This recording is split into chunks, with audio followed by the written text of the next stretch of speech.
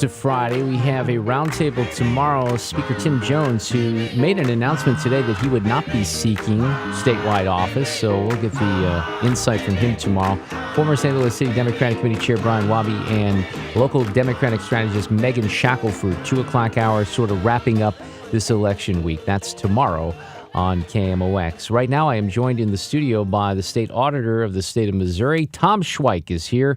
How are you, Tom? Great, Mark. It's good to be back. Can I even say congratulations on your victory, because you really didn't have, I guess you had an opponent, right? 2 opponents, actually, yeah. But let's be honest here. You won like 80% of the vote, didn't you? Yeah, I mean, I had an opponent, a Democrat opponent, Representative Jay Swearingen, and he dropped out of the race and then said publicly, I think Tom's done a good job as auditor, and hey, that's not a bad endorsement. Everybody likes him, so that wasn't right? a bad position to be in, and the result was we won all 114 counties in Missouri and the city of St. Louis, and as far as I know, that's never been done before. Yeah, that's pretty good. Congratulations Thanks. on that. Now, you gave a speech the other night, and I ran into you at Rick Stream's party a little bit later after this speech, and you were talking about special interest group and corruption and money, and I think there was an allusion to Chris Koster, our Attorney General, who was just featured in a prominent New York Times front page story, which questions the influence that lobbyists and lawyers have had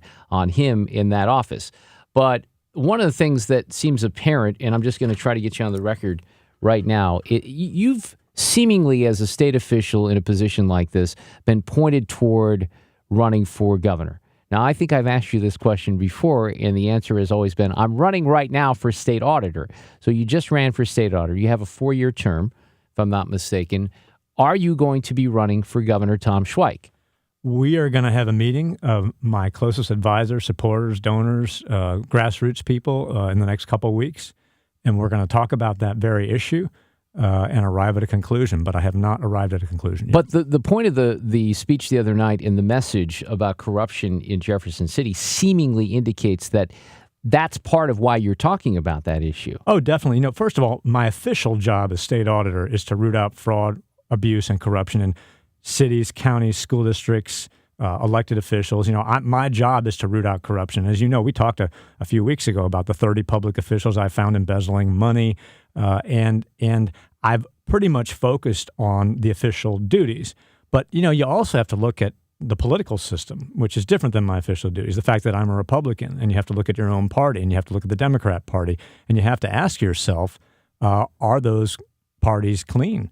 And the more I look at it and the more I see the Jefferson City overrun with lawyers and lobbyists and political action committees and huge amounts of cash, you start to really wonder whether the whole system is corrupted. And that's what I was alluding to in my speech. So the figure that jumped out at people the other night, I think, and I've heard this repeated just amongst friends, is in these congressional races and Senate races across the country, $4 billion. That has, not even taking into account your race or the state races, $4 billion spent on these races. So that is a stunning figure. No matter what side you're on, there's no doubt that this money has a lot of influence, because why would people be spending money like that? But what could you as state auditor do about that? Well, all I can do is point out where I see corrupted systems. And when I go to Jefferson City and when I walk down the halls of our beautiful state capitol, I see the place overrun with special interests. And I think a lot of times those special interests are intent on killing legislation that would be helpful to Missourians, to most Missourians. And I see other situations where a legislation is proposed and pushed through that isn't really helpful. It's just for very special interests. And I think we've got to start focusing as much on that as I've been focusing on counties and cities and local governments and some of the problems that are around the state. There's just as much, if not more, graft and influence peddling that's going on actually in the capital of Jefferson City. I'm not saying that you're not sincere on this, but I mean, you know me, Tom. We've known each other for a long time. Yeah. It's sort of a situation where you got to kind of call it how you see it. And what I see is a guy who probably wants to run for governor. You're going to consider that right now.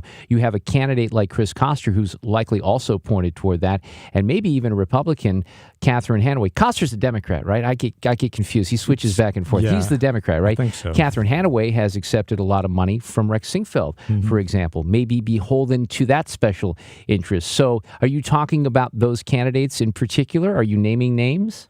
Well, I certainly have seen Missouri officials. That New York Times article, and when you read it, it's almost unbelievable. I don't know if all of your listeners, if you've discussed it on the show before. Yeah, we've talked about it. I mean, it's a very lengthy piece, and it's very disturbing. And whether or not the influence was there, the perception makes voters, and I think we saw a lot of this the other night, even with the results across the country. Voters don't like that, and it's an uneasy, queasy feeling that people say, look, they're all, and whether he's a Democrat or not, people think everybody does the same thing. They all do it. They're all guilty of these things. They don't. Everybody who's in politics, Mark, has to raise money. You can't do it without getting some contributions. And a lot of money. And to run for a statewide office like mine, you need to raise, even for auditor, $2 or $3 million.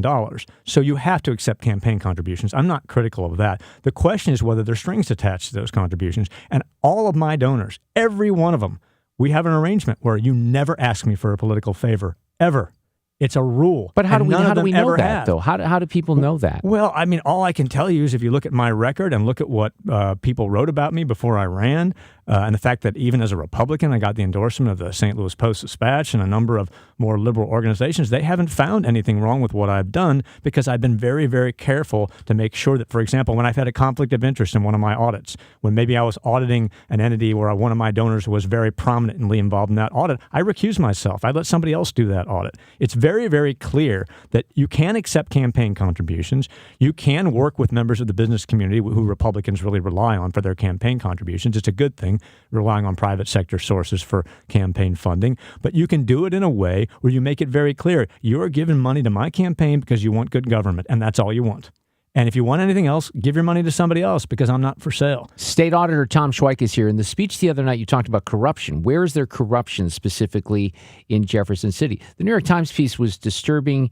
I don't know that we have an indication that anything that was alleged against the Attorney General was against the law. It might have been.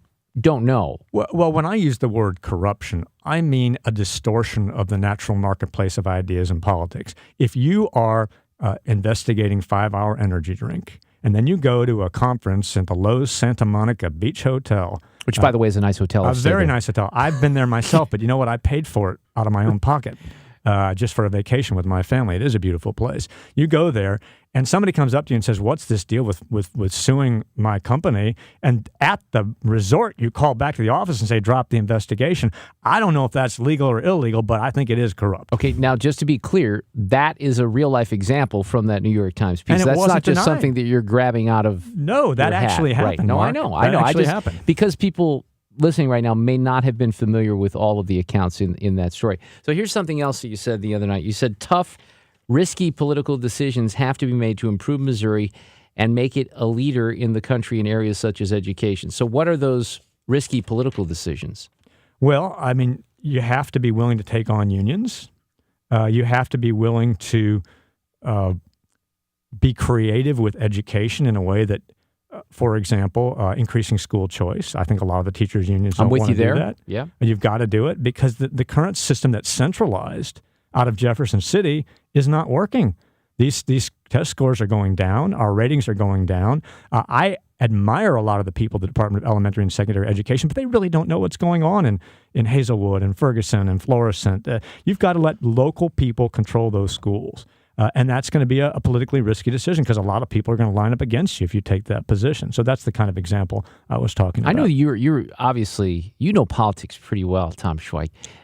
I'm just going to ask your opinion on this. One of the rumors, if you will, is that maybe Chris Koster doesn't run for governor. Maybe Senator Claire McCaskill is the Democratic nominee. You think that that's feasible or possible? Well, what I know is that Senator McCaskill ran for governor. You know, she was state auditor like I was. That's right. She had 2 terms, like I'm going into my 2nd term, and then she ran for governor first. She wanted that job, lost very, very narrowly. Right. So it's pretty obvious that she's wanted to be governor. So it's not an unreasonable assumption that if the current frontrunner in the Democrat Party, Chris Koster, is embroiled in a controversial situation, which he obviously is, as you said, that 5-Hour Energy Drink was only one of several examples in the article that the New York Times published, I would think that she'd be considering this is politics. You know, it's unfortunate in my business that when you show any sign of weakness, other people are ready to pounce, and that happens almost all the time. So it wouldn't surprise me if she were thinking about it, but I certainly have no firsthand knowledge. I had a high-ranking party official tell me the other night, I won't say who this person is, a high-ranking party official say that he didn't think that the whole Koster thing, that it wouldn't stick because these things have never stuck before.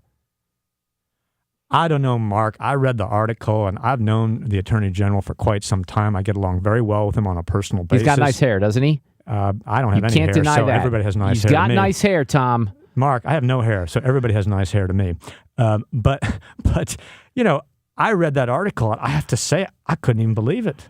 I really couldn't even believe it. It was worse than anything I had seen in the brief time I've been in politics. Well, he's been invited to come on, and I know Chris pretty well as well. And I'm hoping that he'll take me up on the invite to come on here and discuss the particulars. State Auditor Tom Schweich, congratulations on the big win the other night. I appreciate you coming by and dropping in for a visit. Thank you. All right, we'll talk soon, I'm sure.